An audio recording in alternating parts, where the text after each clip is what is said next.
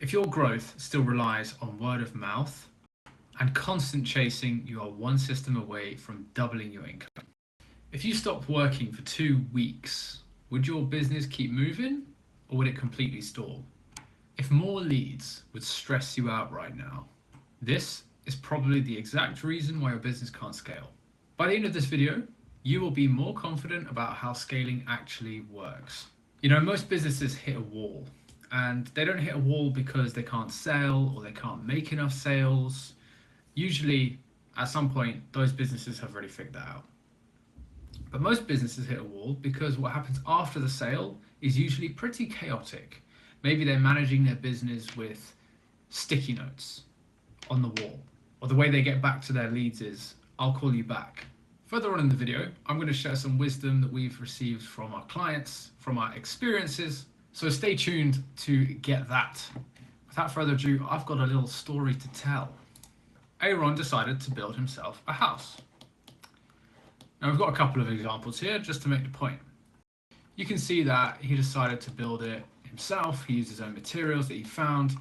It's a little bit shabby, you know, maybe painted over everything himself.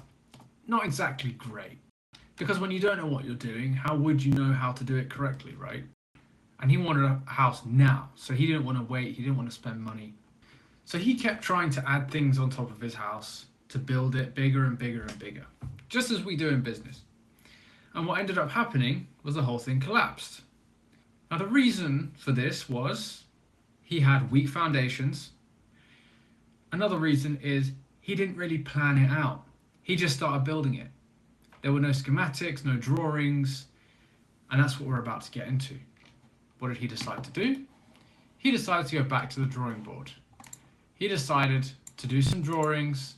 You see, he decided to get an architect, for example.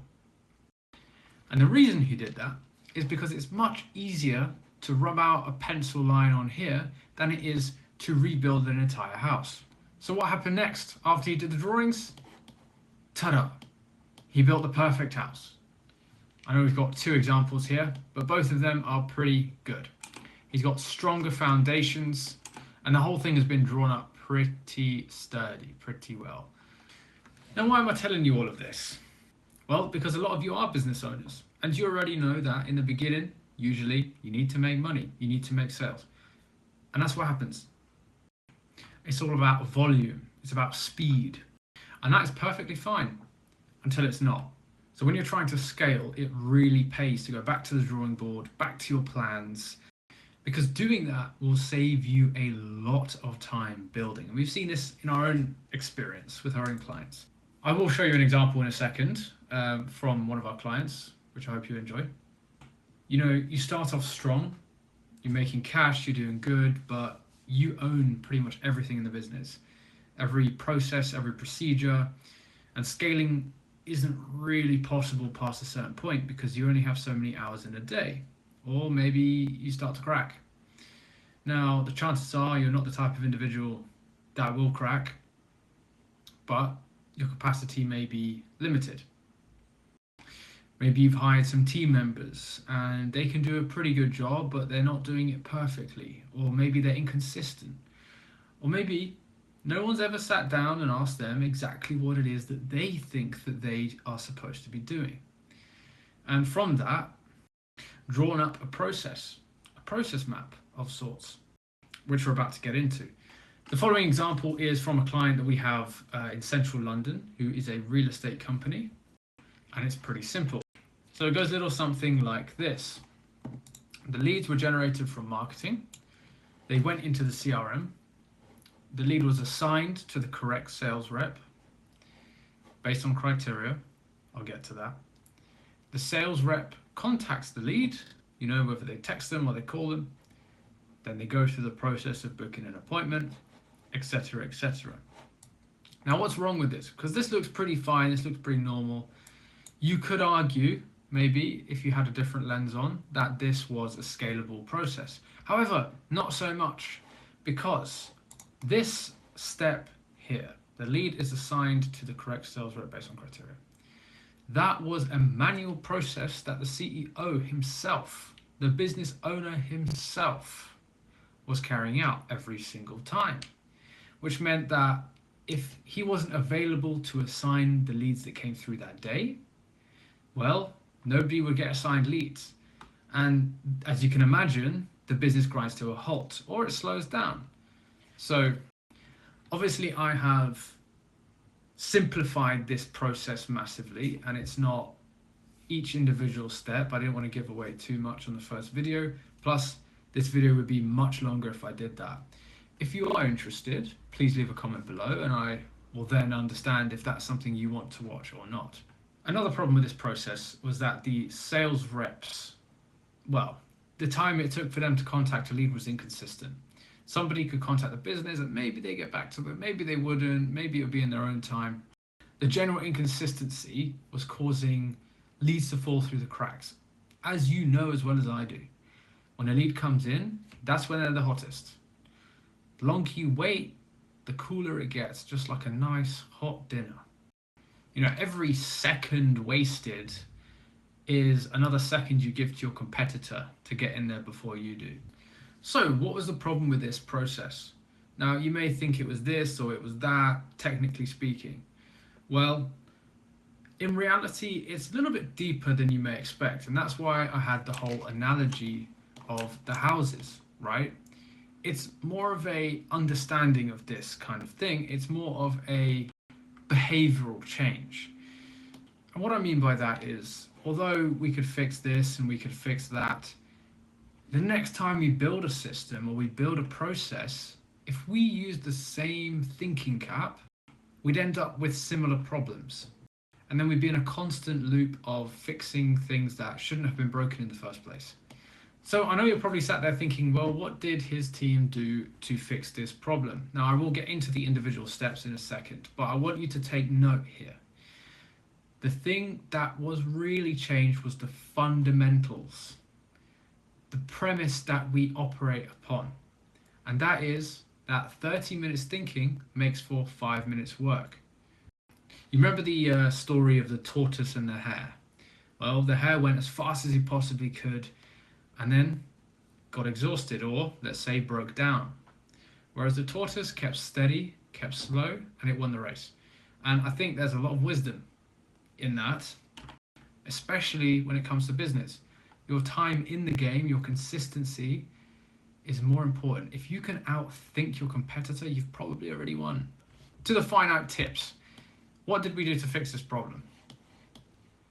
I added in a couple of extra steps, right? So this one being the main one, but we'll get to that. So the lead is automatically assigned based on a criteria. So we built a system that reads the lead's information, the data, and then it will assign them to one of the sales reps depending on the sales rep's expertise, etc., etc. Then comes the most exciting part, which is one of my favorite things in the whole wide world, the under 60-second call to lead, right? So this is an amazing phenomenon. First heard it from Alex Hormozy, but it's pretty well documented. Let me get it out for you now. So as you can see here, responding to a new lead within 60 seconds can increase conversion rates as much as 391%. Okay, etc., etc. It goes on and on. You can pause this video to read the rest.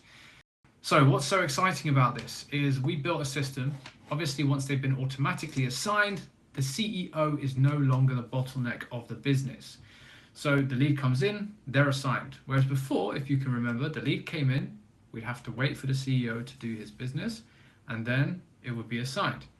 So the lead comes in automatically. The system will then call the sales rep. It will pass the information of the lead to the sales rep. It will say, you have a new lead, this is their name, this is their information, this is what they said in their message on the form. And then the sales rep can press a number. And they can press a number to dial the lead instantly. Now, what this does, from a client's perspective, think about it. You've come onto this business's website, or maybe you've seen them on an ad somewhere. You've clicked on it. You've given them your details, name, email, phone number. You thought, cool, I'll get on with my day. You instantly get a phone call. The business has called you instantly. I mean, you're warm as a lead, if not hot, because you've just filled out the form. You've just seen the ad. It's fresh on your mind. You get a call. It's a little bit disorientating. Oh my gosh, someone's just called me from this business. Like, are they watching me? Are they just that professional? Well, regardless, the data does not lie. 391% is not to be sniffed at. And voila. So, 60 seconds, sales rep contacts the lead, and the rest is history. Now, to the untrained eye, this alone is a pretty complex system. This alone is a pretty complex system. In fact, even the way the lead comes into the CRM is a pretty complex system. So that's where it pays to have an expert, or at least somebody who understands this kind of thing. And on that note, if you want these kind of systems in your own business and you want us to build it for you, then there is a link in the description below. You can book a call and we can have a talk about it.